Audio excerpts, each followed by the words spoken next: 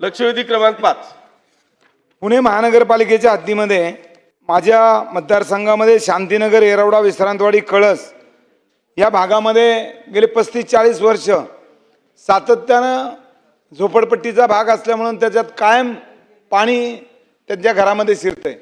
एका घरामध्ये नदीच्या लगतच्या असणाऱ्या घरामध्ये 20-25 फूट पाणी असतं आणि म्हणून शासनाला माझी मागणी आहे की जी काही 650 घरं आहेत या घरांच्यावर जे कायम संकट येते ते संकट दूर करण्यासाठी शासन ही घरं जी लाईन मारलेली आहे ब्ल्यू लाईन त्या लाईनच्या आतमध्ये येणारी घरं त्या ठिकाणची काढून त्या नागरिकांना सुरक्षित ठिकाणी घरं देणार का हा माझा स्पेसिफिक प्रश्न आहे।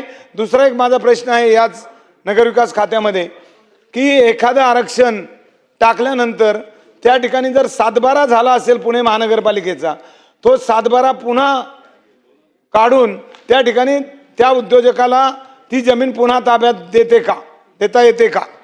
मध्ये सन्माननीय बापूसाहेबांनी जो मुद्दा मांडला त्यांच्या मतदारसंघातला त्याच्यामध्ये मागच्या वर्षी पवना धरणातून 15,000 क्युसेकचा विसर्ग झाल्यामुळं त्या ठिकाणी पाणी भरलेलं होतं आणि यावेळी खडकवासलामधनं देखील 16,000 क्युसेकचा विसर्ग होऊन सुद्धा पाणी भरण्याची शक्यता कुठेही नव्हती आणि पाणी भरलं नव्हतं।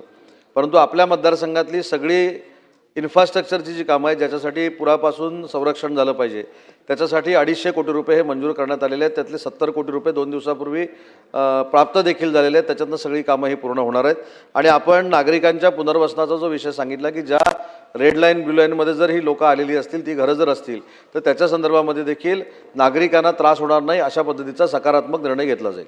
अध्यक्ष महोदय, माझ्या मतदारसंघामध्ये सातबारा झालेला असताना पुणे महानगरपालिकेच्या नावावर त्याचं आरक्षण एक्झिबिशन ग्राउंडचं आरक्षण असताना सुद्धा ते आरक्षण पुन्हा वगळता येतं का आणि ते कसं वगळता येतं की सातबारा झाल्यानंतर अशाच पद्धतीनं इतरही शेतकऱ्यांना तुम्ही आरक्षण वगळून देणार का? सन्माननीय अध्यक्ष महोदय, सन्माननीय बापूसाहेबांनी जो मुद्दा या ठिकाणी मांडलेला आहे तो तपासून पाहिला जाईल।